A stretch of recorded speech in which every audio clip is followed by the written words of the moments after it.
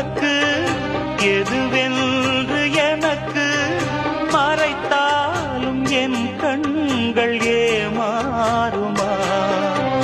புரியாத புதிராய் விளங்காத விடையாய் இருந்தாலும் உண்மைகள் பொய்யாகுமா?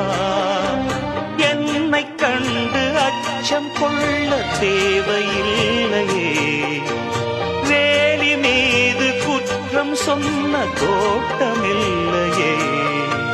நண்பன் என்று என்னை ஏக்கும் நாள் வரும், அந்த நாள் வரும். எங்கிருந்தோ இளங்குயிலின் இன்னிசை கேட்டு கண் விழித்தேன். நினைவு அலைகள் மனதில் எழும்பும் நேரம்